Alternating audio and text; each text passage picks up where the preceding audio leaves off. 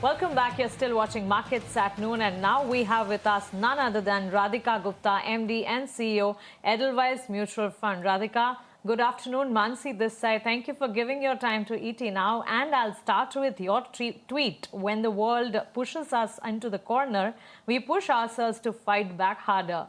Yes, it is, and it's a bonanza move which India has shown. And at present, if we see all positives. Now, how do you see this GST reform changing overall sentiment of the market? And do you even think there'll be a sectoral re-rating or churning from here on? So, hi, Mansi. Thanks to ET Now. Look, I think, as I said in the tweet, this is a move that is the need of the hour, and it comes at the right time. Now, we are in an environment where we have pressure from tariffs, although I still hope that situation will sort itself out. But we do have pressure from an unfair tariff regime. Uh, and the real challenge we have is how can we boost consumption and perhaps do things to offset some of the pressure from the tariffs. And I think if we look at quarter 1 earnings, we've seen some sluggishness in consumption. Now, earlier this year, I think the government took a big step in terms of tax relief to the average consumer.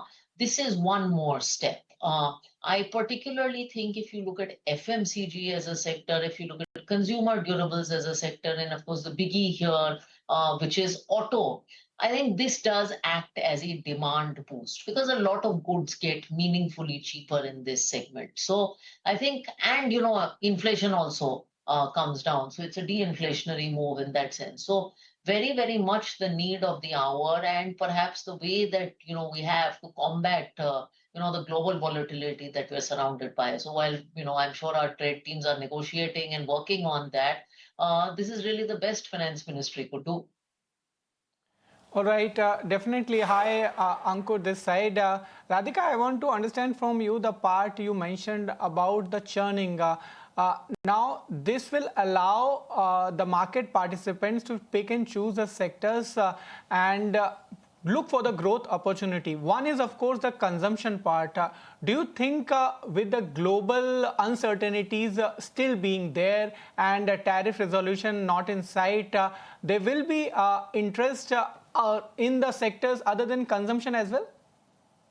So I mean, it's very sector specific. Look, the reality is with the global uncertainty, portfolios will have to be biased, in our view, to businesses that are more domestic in nature. Now, consumption or non-consumption, you can debate, but they have to be more domestic in nature.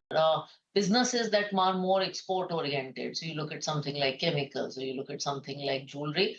Will they get hurt from tariffs? I think that is a reality that we are combating. So in our portfolios, I think the key focus is businesses that are domestic. So it could be domestic capital markets, it could be domestic consumption, it could be domestically oriented healthcare and hospitals, but it has to be domestic oriented. So I think the clear rotation is happening in portfolios towards businesses that tap the Indian consumption story.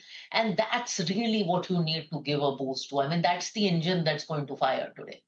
Absolutely. Radhika, since you're talking about portfolio, we'll want to understand your mutual fund strategy moving ahead. How is your fund realigning allocations, and where do you see opportunities? Will it be the mid and small cap names that could be bigger beneficiaries of the latest developments?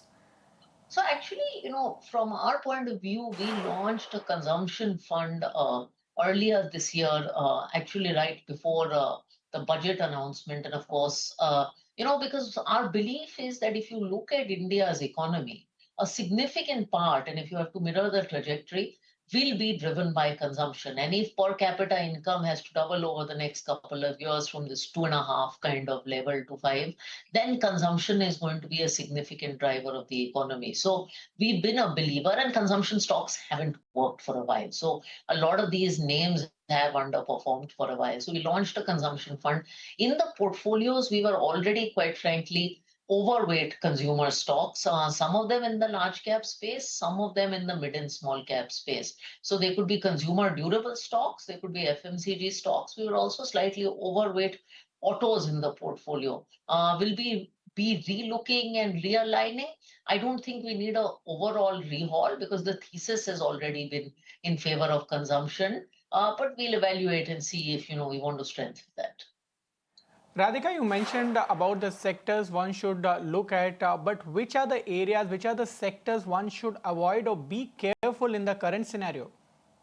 So as I said, I think export-oriented sectors, so something like chemicals, for instance. And, really, I think while it is, the environment is such that at least in our funds, we are wary of taking very, very aggressive sector bets. For instance, you take a sector like healthcare today, uh, there is tariff threat, but it could go away. So we are avoiding taking very, very aggressive sector positions because the amount of announcements that you have and the amount of global volatility makes it hard to do macro predictions. We are actually focused a lot more on stock picking. But as I said, anything that has very strong global linkages. So your textiles, your gems and jewelry, your chemicals, one tends to avoid. In IT, for instance, we're bullish on mid-cap IT as a category, but less on large-cap IT because we think growth will be harder to demonstrate on such a large base. Radhika, the markets have witnessed a very rational, rather mature impact of this announcement. Now, there are reasons behind it. One, there are so many global jitters, and so we need bigger boost, and we keep on needing booster doses so that the market can, stand up at present. And at the same time, this move was already factored in also. But this creates another question, and that is whether this move, or in particular, this move strengthen India's long-term growth narrative despite the short-term fiscal pressure. So I agree with you. I think the way markets have reacted has been positive, but it has been muted. You've not seen any kind of runaway rally, and I think there was a reasonable expectation that this will happen. Of course, the fact that the 28% slab has gone away and you've gone to 5 and 18, and there's been some impact in sectors like insurance. I think the details were not carved out, but I think the market had anticipated the move. And the good thing is, as I said, this is not a measure standalone. Over the last 6 months, you've seen an easing in liquidity conditions from Reserve Bank in Bank of India. You've seen an improvement in taxation that puts more money in the hands of people. Now you've seen GST. So I think the messaging, to your point, is reasonably strong messaging. One, it looks like a simplification of the tax regime, so you only have two slabs to deal with. And second, it's a message to the consumer that a lot of basics, for instance, have gotten cheaper. So I think the messaging value is reasonably positive. This combined with taxation is very good middle class messaging value. Radhika, till now we have seen very minimal expectation as far as the earnings, corporate earnings are concerned. The Q1 GDP has been 7.8%, but it is yet to translate into earnings or at least below expectations. How do you assess now the situation with GST boost now coming up? Do you think corporate earnings will be better? And also, the data to verify will only be there in Q3, in January numbers, when we will see whether or not that is translated. So you think market will wait for that data, or there is a scope of momentum in medium term? I mean, hard to say, but our expectation actually going into the year is that the first half would be tepid. Q1, I think we've already seen has been tepid. Our guess is that Q2 also might look a little bit more tepid. Now, the festive season comes earlier this year, starting October. I mean, Diwali is at the end of October. So we're hoping this move, the GST relief, as I understand, starts from Navratri. So I think the combination of this move, hopefully Q3 numbers, will actually start to look better. Now, markets have the job that they move, a little bit ahead of the earnings cycle. But I do think, there are two sources of market returns. One is valuation re-rating. I don't think we have scope for valuation re-rating at the kind of multiples that we are sitting at. So I think the market will be steady. And it could see 5 to 7% up or down moves. It's very hard to forecast with all the global stuff, but it will really wait for earnings uptick to start happening, which I hope is the second half of the year, to meaningfully move forward.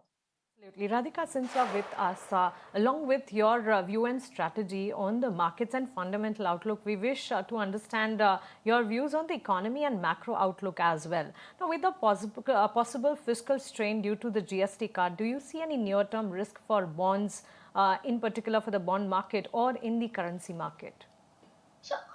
the bond market has absorbed this well. I mean, the impact of this is about 48 or 1,000 crores, which is, I think, on a GDP base, about 7 bips of GDP. I think, given how our fiscal situation has been, we've also just got a rating upgrade. I think this is something that the market will be able to digest, and so far it's looking like the market will be able to digest it.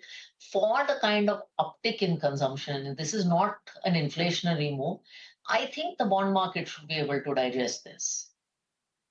All right, Radhika, thank you so much for joining at this hour with your views. But moving on, national